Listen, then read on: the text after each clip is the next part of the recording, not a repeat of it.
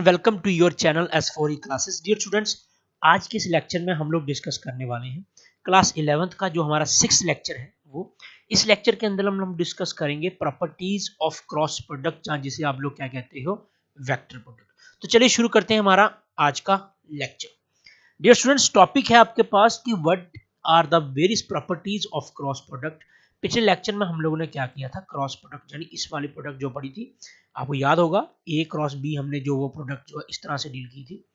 आज उसकी जो प्रॉपर्टीज है उसके साथ आपने जो है वो डील करना है। तो चलिए शुरू करते हैं पहली प्रॉपर्टी। डियर स्टूडेंट्स, पहली प्रॉपर्टी जो आपके सामने है वो ये है दैट क्रॉस प्रोडक्ट जब भी आप दो वेक्टर्स की करते हो वो कभी भी कम्यूटेटिव लॉ जो है वो फॉलो नहीं करती।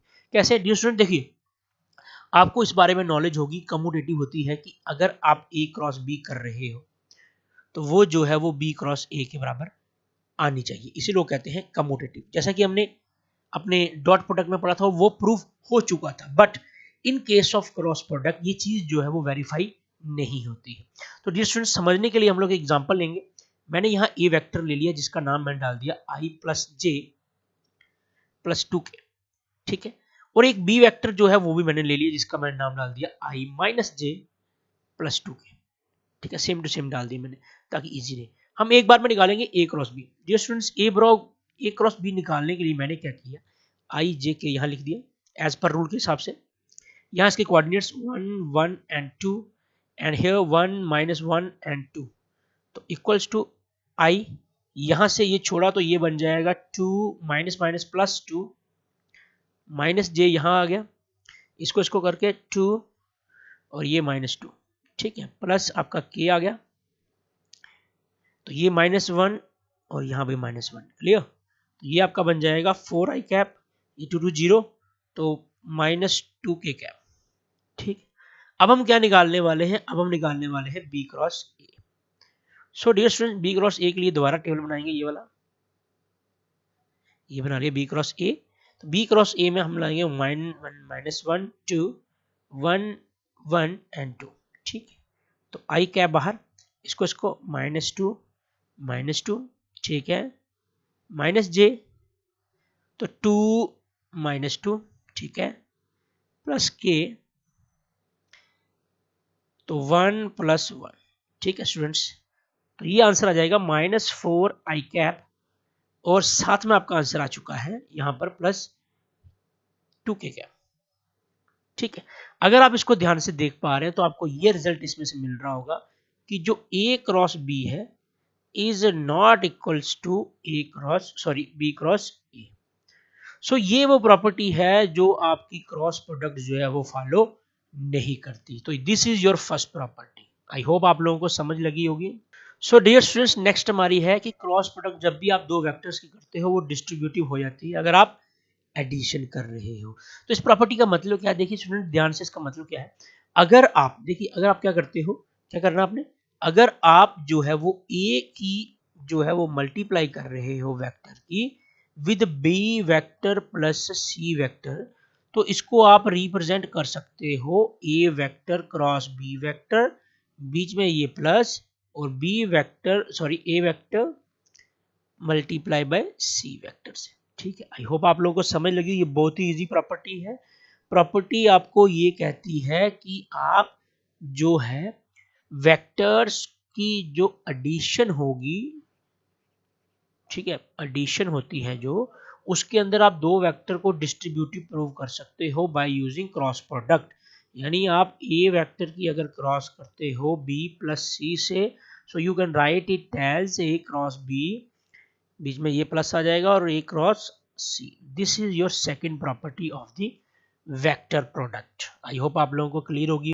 सो डियर स्टूडेंट्स, नेक्स्ट है क्रॉस प्रोडक्ट जब भी दो पैरेलल वेक्टर की होगी या फिर इक्वल वेक्टर की होगी तो वो क्या आंसर आपका आता है। सबसे पहले हम लेंगे पैरेलल वेक्टर, ठीक है, पैरेलल वेक्टर, ठीक है, या फिर हम बोलेंगे इक्वल वेक्टर, ठीक है। आपको एक चीज की नॉलेज तो है ही कि एंगल जो बन रहा है वो 0 डिग्री बनेगा, और ए क्रॉस बी जो है वो रिप्रेजेंट किया जाता है ए बी साइन थीटा से, ठीक है।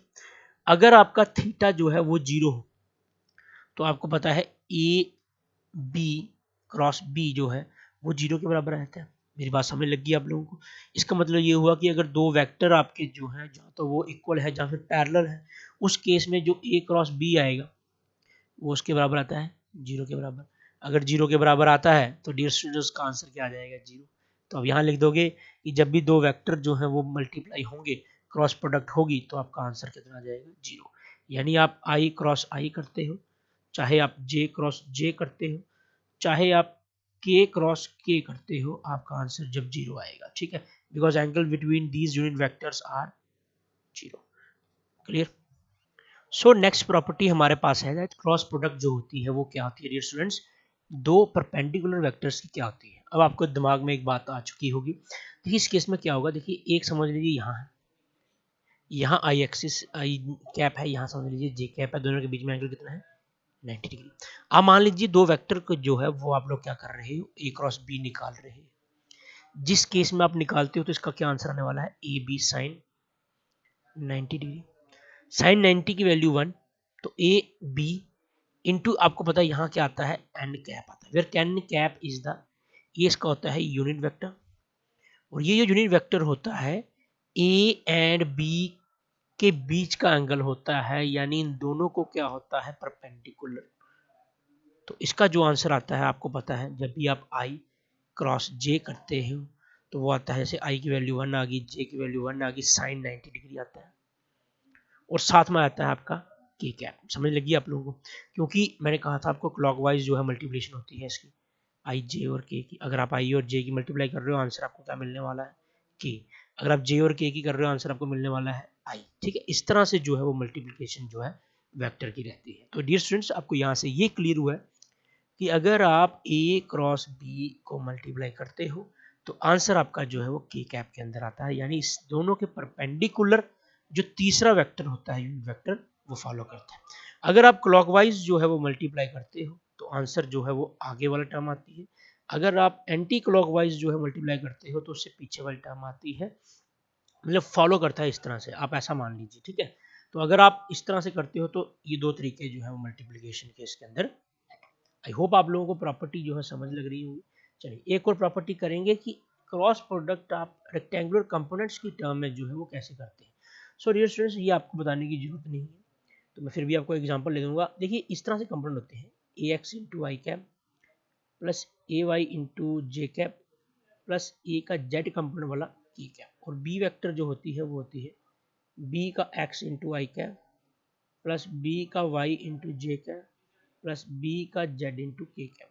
जब भी आप ए क्रॉस बी निकालते हो तो इसके लिए आप एक डिटर्मिनेंट मेथड यूज करते हैं, इसके अंदर हम आई जे और के ऊपर लिखते हैं और यहाँ लिखते हैं coordinates a x a y और a z, b x b y और बी जेड। फिर हम क्या करते हैं, यहाँ से आई कॉमन लेते हैं, उसको छोड़ के हम कर देते हैं a y into b z minus b a y into b z into b y a z, फिर माइनस जे कॉमन, ये छोड़ के a x into b z minus b x into a z. Clear. Then हमारे पास होता है last में plus में के, तो के के लिए हमारे पास होता है a x into b y minus b x into a y. तो ये होता है जब आप क्या करते हो, in terms of rectangular components जो है वो फॉलो करते हो, तो क्रॉस प्रोडक्ट जो है वो इस तरह से दी जाती है। तो यही आपके सामने क्या है, जो प्रॉपर्टीज यानी कि 5 प्रॉपर्टीज जो आपने पढ़ी हैं, ये होती हैं क्रॉस प्रोडक्ट की प्रॉपर्टीज। आई होप आप लोगों को लेक्चर अच्छा लगा होगा। जो स्टूडेंट लाइक कीजिए, शेयर कीजिए, सब्सक्राइब कीजिए और हमारे चैनल को सपोर्ट कीजिए। Thank you for watching.